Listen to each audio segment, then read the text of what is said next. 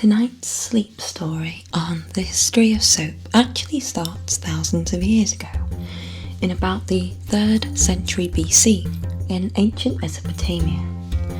In a few moments, the music will fade, and our story will allow us to travel from there to ancient Egypt, through the Dark Ages in Europe, and onto colonial and modern America. You can either watch the video as well, in which I will attempt to carve soap in ASMR style. The first bar was just shapes. The second bar I stopped when it began to take the shape of an animal. And the third bar I tried to carve into a particular shape.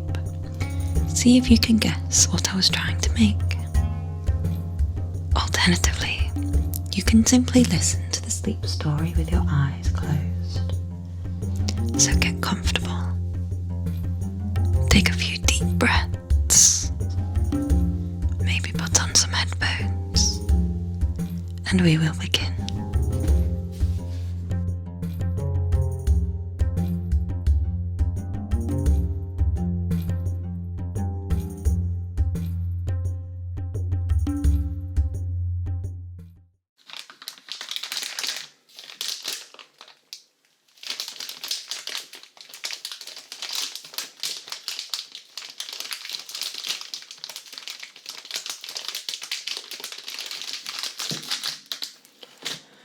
Hello everyone, and welcome back to my channel.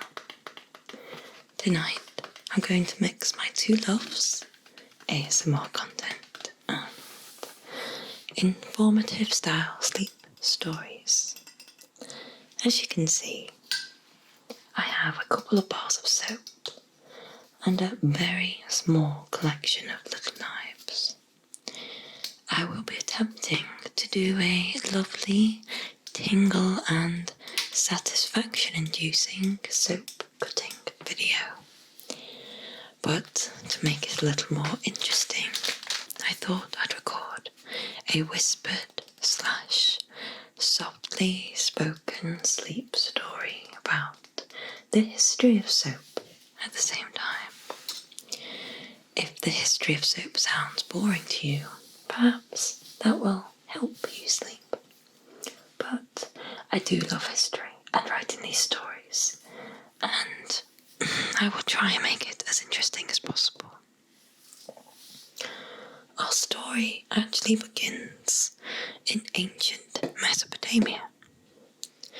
Mesopotamia is a historical region of Western Asia, sitting between the Tigris-Euphrates river system. Meso means in between or in the middle of, and Potamos means river. It is in modern day Middle East, in the area of Iraq. It is sometimes referred to as the cradle of civilization. It is where humans first settled and created the first society. Now, their version of society was probably very different than what we call society. Their version of soap would probably disgust most of us today as well. Mesopotamians would render fat from slaughtered animals such as sheep, cows and goats and cook it up with water and an alkaline like lye, which is a substance derived from wood ashes. The result was a messy goop, which lifted dirt. Evidence suggests that this rudimentary soap was in use from 2800 BCE, before Christ's existence. From this date, we can surmise that the inventors of soap was actually the Sumerians, who ruled over Mesopotamia for most of the 3rd century BC. It's unlikely that this substance was used commonly to clean human bodies. It is thought that these old soaps were used for washing products like wool, used for textile. These soaps may also have been used for ritualistic purposes by Sumerian priests to purify themselves before sacred rites. There is even some evidence that, many years later, modified versions of this soap may have been used to treat skin diseases, which is remarkably forward-thinking for such an ancient society to associate cleanliness with disease. Use of this soap was probably quite widespread because the production of various types of soap even made it onto a few Mesopotamian tablets. Now these tablets were one of the first forms of writing, and information would be written in pictorial cuneiform script, not entirely unlike Egyptian hieroglyphics. Speaking of ancient Egypt, in about 1500 BC, ancient Egyptians had techniques for devising soap-like components. They would mix alkaline salts with oil, and evidence for this comes from papyrus specimens. Our story now takes us to the ancient Roman Empire. A Roman scholar, Pliny the Elder, wrote a book called Naturalis Historia, written about 77 AD. He described soap as a pomade made of tallow, typically derived from beef fat, and ashes that the Gauls, who were a group of Celtic peoples in continental Europe, especially the men, applied to their hair to get a reddish tint effect. In Naturalis Historia, Pliny refers to sapo, which is the Latin word for soap. Sapo, he explains, was manufactured from a combination of tallow and ashes, and this is what was primarily used for hair. Romans, on the other hand, were more likely to scrape their skin clean using essential oils and white sand as an abrasive, and strigil, which was the tool for scraping off dirt and sweat and made out of metal or reed. Galen, a prominent Greek physician in the 2nd century AD who practiced in the Roman Empire, further mentioned how soap was made by using lye, while prescribing their effectiveness in cleaning away impurities from both body and clothes. He also described how the best soaps of his era were of Germanic and Gaulish origin. Still, these ancient soaps were most commonly used to clean materials before they were woven into cloth or other textile. We must now move into the medieval period. The medieval period, incorporating the Dark Ages and the Middle Ages, marked a drastic fall in living standards. This was due to the fall of the Roman Empire. It is common knowledge that the ancient Romans were masters of invention and engineering, and we can attribute many things to them. Sewage and sanitary plumbing, using arches to build structures, including aqueducts, rudimentary air conditioning, the first surgical tools, the development of concrete and roads, some of which are still visible today. Some of these ideas, including the use of Roman numerals, survived the fall of the empire. But after Rome fell and the empire receded, the areas they had conquered and then left often experienced a dramatic fall in living standards. This fall marked the beginning of the Dark Ages, and it would take centuries for society to recover. Like many things, the use of soap also declined after the fall of Rome, especially so as church institutions across Europe actively discouraged the use of soap and even the act of bathing itself, as they were linked to the pagan ways of the Roman Empire.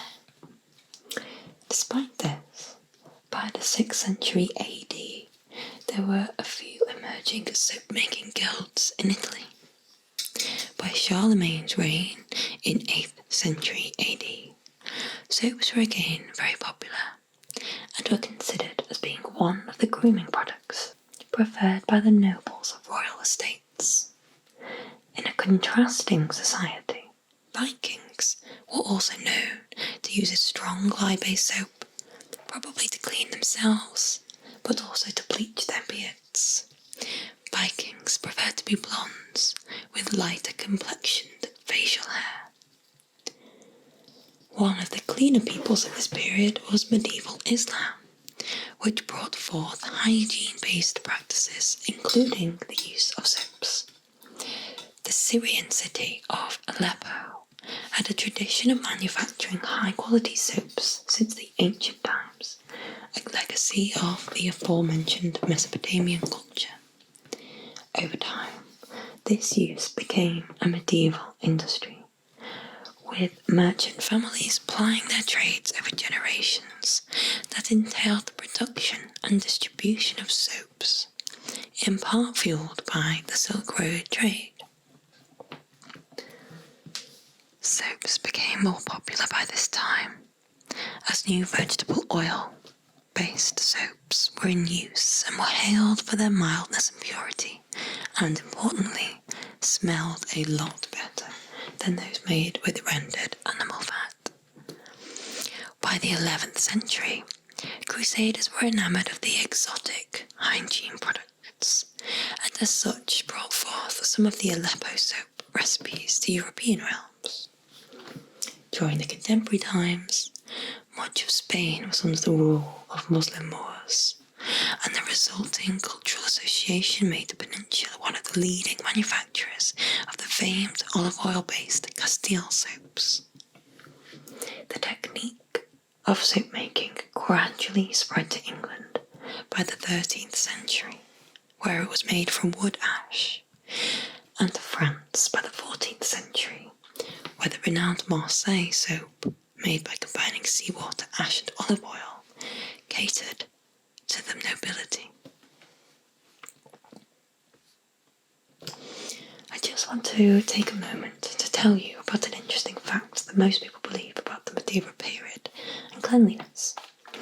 Peoples of this era often had an aversion to washing and using soaps. Many thought that dirt was a barrier to disease, and to wash it off left you more open to illnesses. This period was around 1500 to 1700 AD, and it was thought that regular bathing actually spread disease. However, washing and hygiene was probably not too bad in this period. Washing was physically and practically very difficult. Running water, of course, was very rare. People collected their water from rivers, springs, lakes, wells and cisterns. It took considerable effort to bring fresh water to the home. Even with well-placed wells in urban areas, it still took effort to wing up one bucket full of water. Thus, taking a full bath every day was not feasible for most people. Baths were seen as a luxury. In fact, because of the cost of heating the water, monks, for example, were prohibited from taking more than 1 or 2 baths a year. Most so-called baths were actually just a wooden half-parallel tub, but even this would not be filled entirely. Most of the bathing was done using a jug of heated water poured over the body, rather than full immersion. But the vast majority of people would make do with a quick swill using a basin of cold water. Back then, 80% of the population did physically demanding jobs, so it was likely people wanted to wash in some form or other. People also ate without the use of knives, forks or spoons, so it was actually common to wash hands before and after eating, and people did use soap. Teeth were also cleaned in this period using twigs, especially hazel, and small pieces of wool cloth. As it was so difficult to find clean warm water, by the 11th century, people in Europe had taken to using bathhouses, attributable to crusaders returning home used to the higher cleanliness standards of Jewish and Muslim peoples in the Middle East. It is very possible then that the church's objections to bathing may have really been an objection to people gathering indecently in bathhouses together.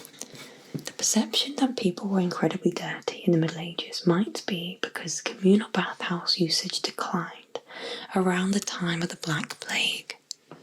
The Black Plague, or Black Death, or bubonic plague, was an epidemic of catastrophic proportions that hit Europe in the 14th century.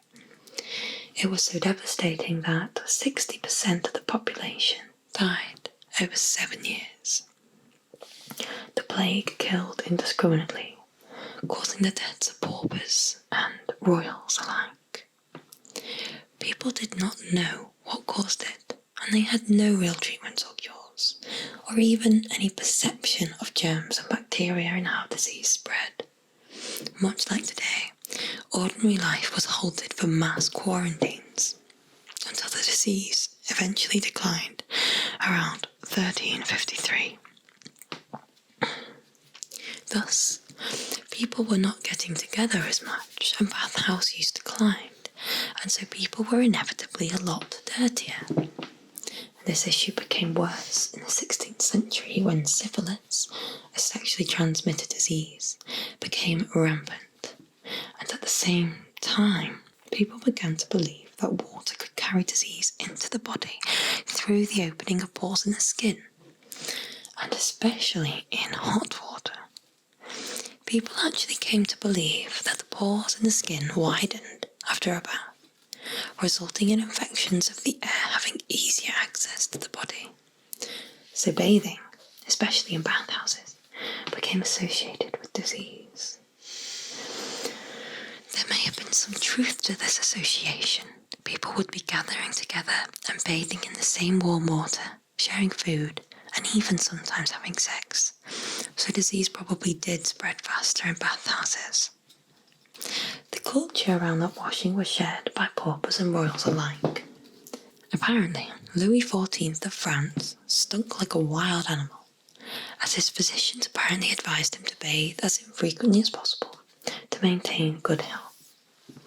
He also stated he found the act of bathing disturbing and is said to have only bathed in a bath twice in his lifetime. Similarly, Queen Isabel I of Spain claimed she had only taken a full body bath twice in her lifetime, when she was born and when she was married. Of course, it is possible that they were only claiming to have bathed as little due to societal expectations. Despite this, soap was still in use in this period, albeit for domestic cleaning, and soap making was part of the seasonal domestic routine of women in the American colonies. As one Connecticut woman described it in 1775, women stored fat from butchering, grease from cooking, and wood ashes over the winter months. In the spring, they made lye from the ashes and then boiled it with fat and grease in a giant kettle.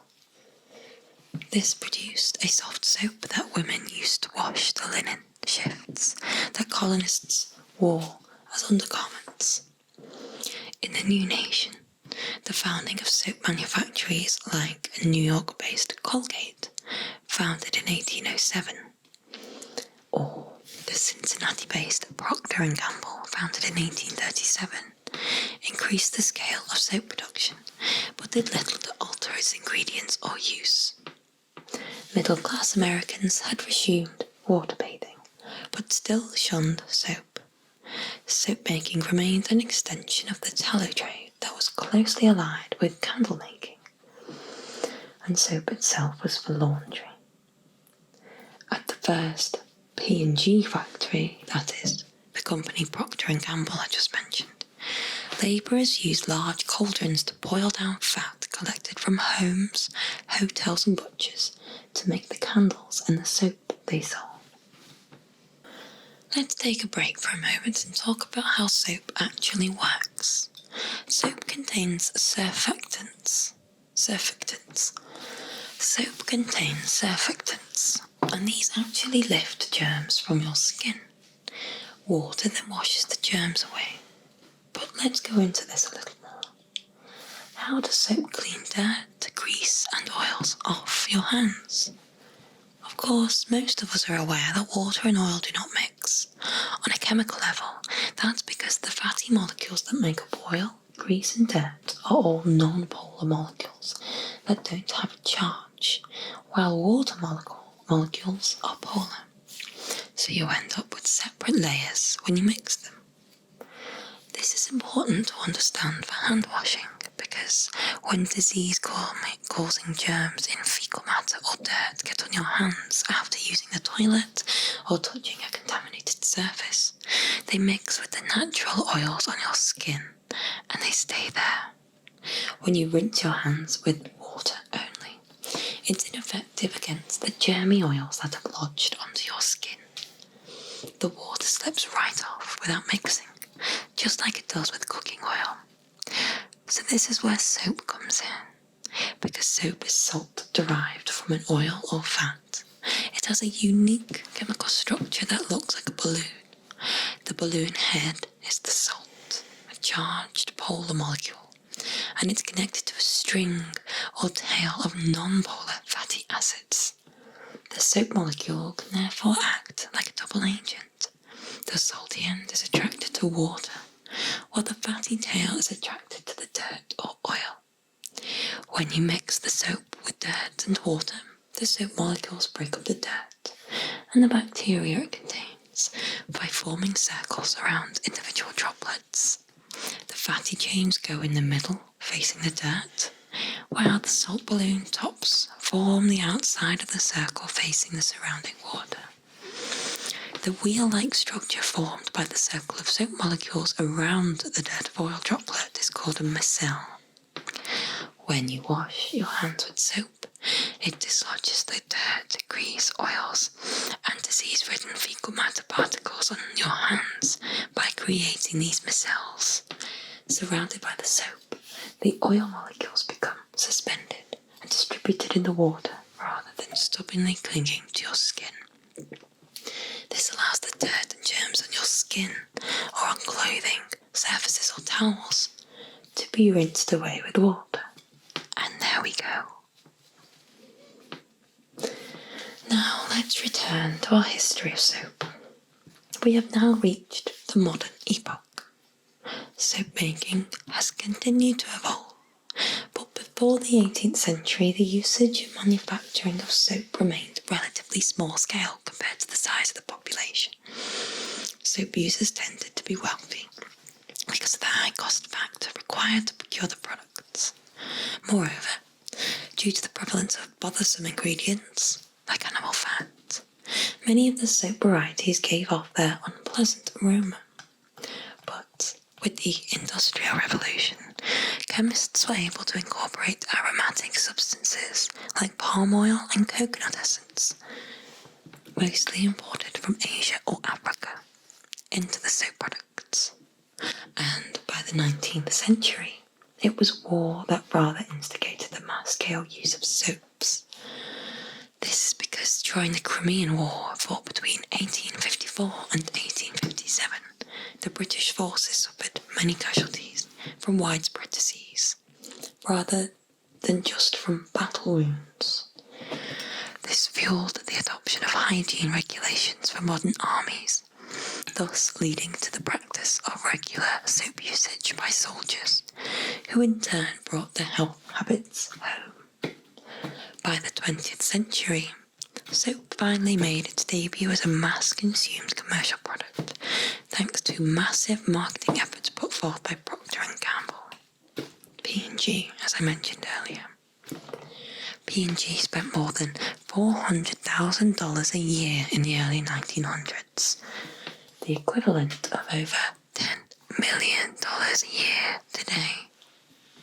So much that radio serials were then known as soap operas because of the sponsorship of the soap manufacturers. This is a term still in widespread use today. Soap washing was once a practice for the rich and privileged, and these bars of soap that I've been carving today were probably only a couple of pounds sterling each, if that. Now, soaps are along with hand sanitizer alcohol gel, has been one of our best forms of defence against COVID-19. And of course, all of the other illnesses and diseases humans have been fighting against for millennia. Hygiene practices of the 21st century saves countless lives each day, from surgeons washing their hands before surgery to chefs cleaning surfaces in kitchens, and I am very thankful for that. Thank you all for listening to this sleep story, and as always, my references for this video are in the description. Lots of love, and I will see you soon.